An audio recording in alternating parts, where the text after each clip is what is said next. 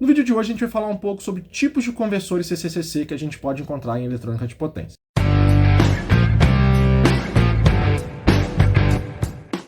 Fala pessoal, aqui é o professor Thiago de Oliveira do UFMG e esse é um vídeo da nossa série sobre eletrônica de potência. Se você ainda não viu nenhum vídeo desse conteúdo, eu vou deixar lá na descrição do vídeo o link para a nossa playlist para você não perder nenhuma informação, né? E o objetivo de hoje é a gente começar a entrar um pouco mais no estudo dos conversores, né? Que são os equipamentos eletrônicos, os circuitos, que vão dar vida à eletrônica de potência, beleza? E eu gosto de começar a discussão de eletrônica de potência pelos conversores CCCC. Eu sei que não é o padrão da literatura, né? Normalmente se fala inicialmente dos retificadores, mas eu gosto de começar com os conversores CCCC, porque eu acho que eles são mais simples de você entender e os conceitos que a gente aborda aqui são conceitos que a gente pode extrapolar para diversos outros conversores, além de a gente ter muitas topologias clássicas que a gente pode estudar, beleza? E essas topologias clássicas que eu falo são conversores ou circuitos eletrônicos que são mais utilizados, são mais aceitos pela academia, pelo mercado, você vai encontrar também em equipamentos comerciais, beleza? E é por isso que a gente vai focar nelas, beleza? Então vamos tentar entender quais são os tipos de conversores CCCC que a gente tem e como que eles se distribuem. Eu vou falar um pouquinho mais sobre cada um deles e em outros vídeos a gente vai abordar cada um especificamente, entender todas as etapas de funcionamento, como a gente projeta e tudo mais, beleza? Vamos lá. A principal forma de a gente começar a discutir isso aqui é tentar classificar os nossos conversores CCCC em categorias, beleza? Onde os circuitos tenham alguma relação entre si. Bom, a primeira divisão que a gente pode fazer é a divisão entre choppers e fonte chaveada. Eu sei que normalmente na literatura você vai encontrar que os conversores CCCC também são chamados de choppers, mas aqui eu vou fazer uma pequena distinção entre essas duas categorias, beleza? Qual que é a ideia? A ideia é que os choppers eles são conversores focados no acionamento de máquina de corrente contínua, tá? Então são circuitos conversores CCCC que vão pegar uma tensão contínua, vão picotar essa tensão contínua e produzir outra tensão para acionar essa máquina, beleza? Dentro dos choppers, a gente pode encontrar basicamente três tipos de conversores, que são o chopper de 1 quadrante, de 2 quadrantes e 4 quadrantes. Então vamos falar um pouco mais sobre os choppers, né? No chopper de primeiro quadrante, basicamente o que a gente tem é isso aqui. É uma fonte CC, que pode vir de retificadores, baterias, tanto faz, né? Uma chave controlada, um transistor, né? E um diodo de roda livre que está conectado a uma máquina. Qual que é a ideia do chopper? A ideia é que a gente vai pegar essa tensão contínua, que é constante, bonitinha, e nós vamos picotar ela, e o nome chopper é picotador em inglês, né? A ideia é picotar ela mesmo. A gente vai ter essa forma de onda quadrada, que tem uma largura de pulso variável, sobre a máquina que a gente está acionando. A ideia aqui é o seguinte, eu vou fazer com que essa forma de onda quadrada tenha uma frequência muito elevada, e de forma que a máquina não perceba essa oscilação rápida sobre ela. Ela vai ver uma tensão média e vai consumir uma corrente média. Então, se a gente for ver ali a corrente na máquina, né, que está aqui, ela tem um formato constante, uma pequena ondulação de corrente, beleza? E a ideia é o seguinte, uma vez que a gente faz isso, a gente controla tanto a tensão sobre a máquina, e se vocês lembrarem lá de máquina de corrente contínua, a tensão sobre a máquina impõe uma velocidade, quanto a corrente, que impõe um certo nível de torque. Então a gente pode falar de chopper de 1 quadrante, porque ela opera dentro desse quadrante aqui. Ela só consegue impor tensões positivas e corrente positiva em cima do nosso motor, que vai se transformar em informação de torque positivo, ou seja, ele vai fazer força num sentido e vai girar num sentido só. Então por isso que a gente chama de chopper de 1 quadrante, porque ele só funciona num quadrante dentro da operação do nosso motor. E aí com isso a gente tem um conversor que vai controlar a velocidade e torque no motor, mas que não consegue frear o motor. Se eu quiser desligar o motor, eu simplesmente tiro os pulsos e aí o motor freia naturalmente. Se eu substituir agora o diodo por um transistor, eu vou ter um chopper de 2 quadrantes, né? Esse tipo de chopper continua impondo uma tensão só positiva sobre o nosso motor, que significa uma velocidade só num sentido, mas eu consigo agora tanto injetar corrente, né, nesse sentido, quanto puxar corrente do motor, de forma que eu posso tanto controlar a velocidade e o torque, mas também forçar uma frenagem. Então ele controla a frenagem do motor, né? Então, por isso que a gente chama de chopper de 2 quadrantes, porque ele funciona tanto neste quadrante aqui, quanto neste quadrante aqui da nossa curva de torque e velocidade do motor. E por fim nós temos o chopper de 4 quadrantes, que vocês chamam também de ponte H, né? A ponte H é um chopper de 4 quadrantes, onde a ideia agora é que eu possa impor tensões positivas e negativas no nosso motor, que significa controlar a velocidade para os dois sentidos, né? E também eu posso tanto acelerar quanto frenar o nosso motor. Então é um conversor que pode permitir o controle de torque e velocidade em qualquer sentido, em qualquer situação, né? que a gente utiliza bastante em acionamento de máquinas, vocês já usam bastante aí nas fontes a gás, beleza? Então esses são os choppers, são os 3 choppers que depois em outros vídeos a gente vai abordar com mais detalhe, beleza? Bom, agora que a gente já entendeu os choppers, as fontes chaveadas são circuitos onde agora eu quero usar esses conversores CCCC para acionar equipamentos que têm uma dinâmica mais rápida, como eletrônicos, sistemas renováveis, que seja, né? Alguém que tem uma dinâmica rápida, que precisa de uma tensão contínua mais lisinha, mais constante, sem essa oscilação que os choppers nos davam, beleza? E aí a gente tem também algumas classificações. A gente tem as fontes chaveadas não isoladas, ou seja, que tem alguma conexão galvânica entre entrada e saída, e as fontes isoladas, que aí vão lançar a mão de transformadores para tirar esse contato galvânico entre entrada e saída. E aí, basicamente, é o que vocês conhecem, né, como fonte chaveada, como o exemplo da fonte chaveada dos computadores. E aí, no caso das fontes não isoladas, nós também temos algumas divisões. Quando a gente começa falando sobre os conversores de segunda ordem, né, e por que de segunda ordem daqui a pouco fica claro, onde a gente vai encontrar lá dentro as 3 fontes chaveadas clássicas, que são o conversor Buck, o conversor Boost e o conversor Buck-Boost, né? Estou falando agora das fontes chaveadas de segunda ordem. O primeiro conversor que eu comentei lá dos clássicos é o conversor Buck, né? O conversor Buck basicamente tem essa estrutura. Eu desenhei ele aqui um pouquinho diferente, mas se você olhar bem, ele é um chopper de um quadrante com um filtro LC na saída. Eu chamo de segunda ordem por causa disso, porque eu tenho 2 elementos armazenadores de energia. Segunda ordem tem relação com o número de armazenadores de energia, beleza? Bom, qual que é a ideia aqui? A gente já falou que sobre o diodo, né, a gente tem essa forma de onda quadrada, que é exatamente a mesma forma de onda de um chopper de um quadrante. Só que quando eu coloco esse filtro LC, a ideia é que eu tire a média dessa forma de onda e deixe na saída uma tensão que é mais constante, mais contínua, mais bonitinha, né? E aí eu posso utilizar isso para alimentar equipamentos que são mais sensíveis a essa variação de tensão. Então o princípio da fonte chaveada é o princípio de um chopper com um filtro na saída, né? Bom, o conversor Buck, também chamado de conversor abaixador, ele tem uma característica interessante, que a tensão de saída ela tem uma magnitude que é sempre menor a essa tensão de entrada aqui, beleza? Isso pode parecer idiota, mas é porque eu posso construir outros conversores, como por exemplo o conversor Boost, né, que tem uma etapa de funcionamento um pouco mais complexa, que depois a gente vai abordar em outros vídeos, mas ele consegue me entregar também uma tensão de saída contínua, bonitinha, mas que tem uma magnitude maior do que a tensão de saída. Então ele também é chamado de conversor elevador de tensão, ou step-up, né? A outra topologia clássica é o conversor Buck-Boost, né? Ele tem uma configuração também, umas etapas de funcionamento um pouco diferentes, mas ele tem algumas características interessantes. Primeiro, ele dependendo da forma como eu aciono meu transistor, eu posso ter uma saída com uma magnitude maior do que a entrada ou menor do que a entrada. Então ele pode ser tanto elevador de tensão quanto abaixador de tensão. Mas ele tem uma tensão de saída com polaridade invertida. Então, além de ser elevador e abaixador, ele é um conversor inversor de tensão também, beleza? Mas além desses 3 conversores clássicos, a gente também tem algumas variações, e aí eu selecionei aqui 2 variações que são muito utilizadas também no mercado, que é o conversor Buck síncrono, que eu chamo de conversor de 2 quadrantes, e aí é a minha denominação, e o conversor de 4 chaves, que é muito comum de ser encontrado em alguns conversores de baixa potência automotivos e renováveis, tá?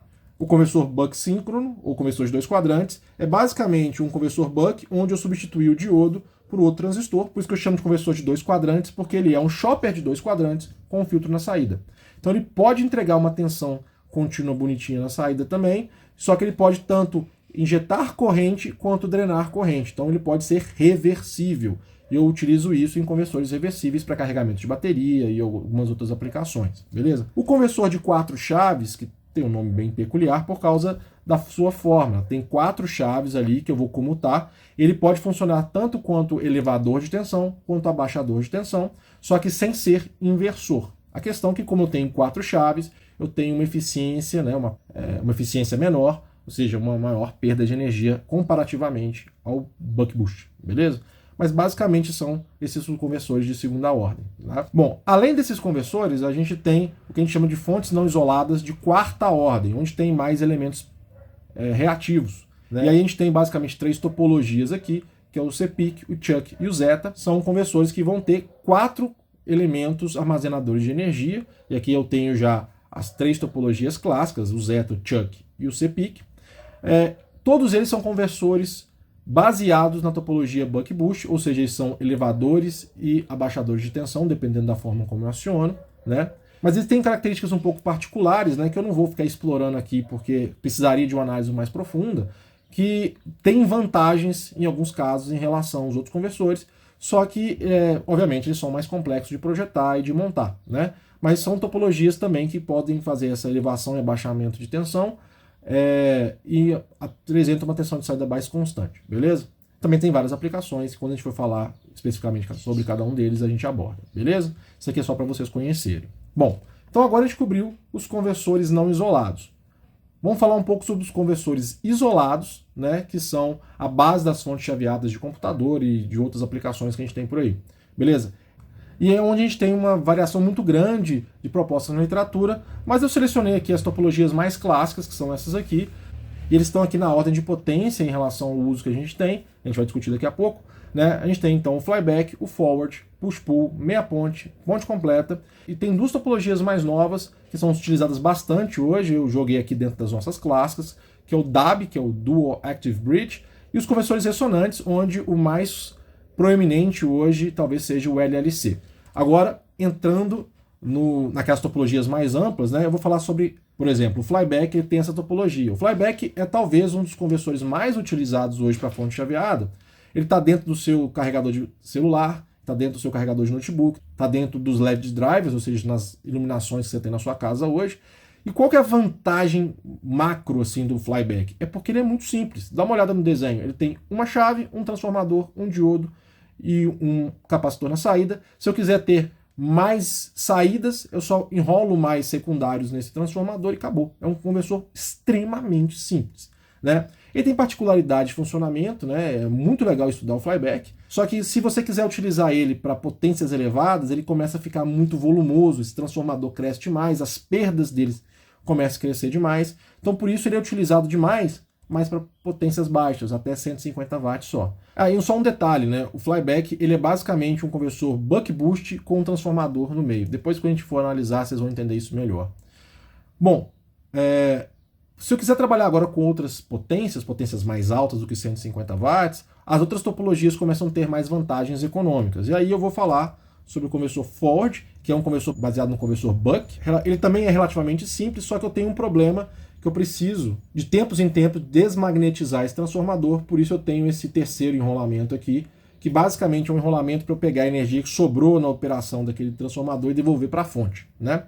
Mas é um conversor relativamente simples, né? E ele também é utilizado para potências mais baixas, porque à medida que aumenta a potência, esses circuitos magnéticos ficam mais pesados, e a gente usa aí até 200 watts. É mais ou menos competitivo com o flyback, sendo que o flyback ganha nas aplicações de menor custo, né? Agora, se eu for começar a trabalhar com potências mais altas, aí vem outras topologias mais interessantes, como o push-pull, que é um conversor que vai me entregar na saída aqui do transformador uma forma de onda desse formato, né? Eu esqueci de colocar aqui um indutor na saída, tá? E a ideia é que esse retificador, ele vai pegar essa forma de onda aí, um pedaço de quadrado aqui, estranha, e vai produzir uma tensão quadrada de pulso variável nesse ponto. Esse filtro LC aqui vai funcionar como o filtro LC do buck, né? Vai pegar uma média e entregar uma tensão contínua na saída. A vantagem é que eu consigo trabalhar com potências aqui acima de 200 watts, né? É interessante, mas ele tem uma desvantagem, é que eu preciso de... é que o primário gera muita perda de energia, por isso que eu não consigo trabalhar com potências muito elevadas. Aqui vai ficar de 200 watts até uns 500 watts, mais ou menos, beleza? Bom, temos um competidor aqui do push-pull, que é o conversor de meia ponte. A ideia é chavear esses dois transistores para produzir também uma tensão nesse nó que tenha mais ou menos esse formato. Aqui eu tenho um capacitor só para evitar a corrente contínua de magnetizar esse transformador. O transformador vai passar essa forma de onda para o outro lado. E aí eu, do lado de saída, né, esqueci de novo do indutor, eu tenho um retificador para fazer a mesma coisa que o push-pull faz e aí produzir essa tensão. Eu posso trabalhar, em teoria, com meia ponte de 200 watts para cima, né? Mas como eu tenho uma outra topologia que começa a ficar interessante, uma potência um pouco mais alta, ele também é limitado em torno de 500 watts também. Beleza? Por fim, a gente tem uma topologia clássica, que é o conversor de ponte completa. Basicamente o que eu tenho é uma ponte H aqui, que vai produzir essa mesma forma de onda semi-quadrada aqui que os outros dois no transformador. Eu não preciso aqui de um capacitor, mas em alguns casos eu coloco por uma questão de evitar erros, né, corrente contínua passando no transformador, que seria muito ruim, né? E do outro lado, de novo, esqueci o indutor, desculpa, gente. Eu tenho também aquele retificador para poder pegar essa forma de onda semi-quadrada aqui e transformar numa onda quadradinha bonitinha e depois ser filtrado. A vantagem é que esse conversor aqui, ele aproveita muito melhor o nosso transformador, e aí a recomendação é utilizar ele para potências superiores a 500 watts. Você vai encontrar conversores ponte completas até dezenas de quilowatts também, né? Então é um conversor que é utilizado para essas fontes de maior potência, beleza? E essas duas topologias que eu comentei, o DAB e o conversor LLC, tem essas duas montagens, né? O conversor DAB hoje ele é muito utilizado no carregamento de bateria de veículos elétricos. Por exemplo, lá na Tesla, né, o conversor que é utilizado no front-end do carro elétrico na hora que você liga ele na tomada é basicamente esse cara aqui. Qual que é a ideia do conversor DAB? Ele é chamado de Dual Active Bridge, ou seja, ponte ativa dual, porque eu tenho duas pontes a gás, cada uma delas é comandada para produzir uma onda quadrada, bonitinha, quadrada aqui, né, lógico, de média zero, né? E aí a ideia é que você comanda essas duas formas de onda com a mesma frequência, né, mas com um pequeno defasamento. Então, enquanto uma vai estar aqui, a outra vai estar um pouco deslocado, né? Uma vez feito isso, a tensão que aparece sobre o nosso transformador vai ter uma forma de onda tipo aquela semi-quadrada que a gente comentou, né?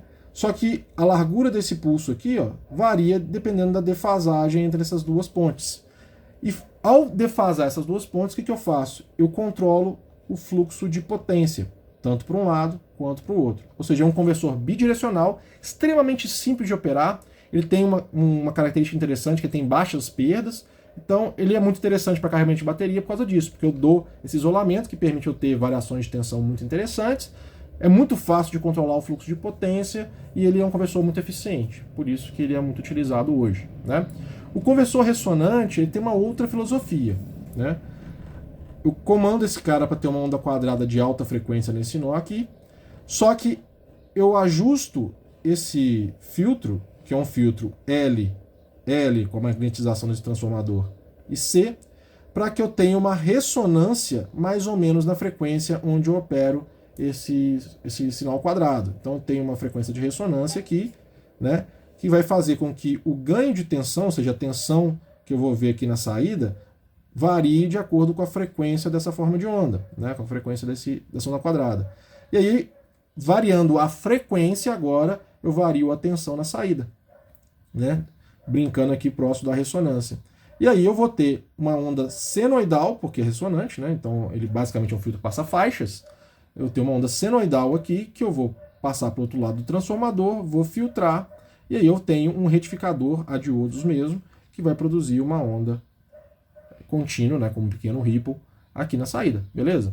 E pronto. E aí eu vou ter a nossa forma de onda contínua na saída do conversor LLC. É um conversor também que pode operar em alta potência, ele é um conversor que pode ser bastante eficiente, né? E ele é um pouquinho complicado só de explicar e de entender, mas ele está sendo muito utilizado e a gente vai tentar mais para o futuro, beleza? Bom, gente, espero que vocês tenham gostado desse vídeo. Foi um vídeo longo, mas eu quis dar essa visão ampla, né, sobre as topologias que a gente tem. E a ideia daqui para frente é a gente poder ir em cada um desses conversores que eu pontuei aqui e a gente explicar como eles funcionam. Então vai ser bastante conteúdo que a gente vai produzir daqui para frente para gente explicar isso aí. E uma vez terminado, a gente vai falar sobre os outros conversores, beleza? Se vocês gostaram do vídeo, não esqueça de deixar aquele like, se inscreverem no canal, deixarem comentários aqui para a gente poder interagir melhor. E eu deixo aqui um grande abraço, até a próxima.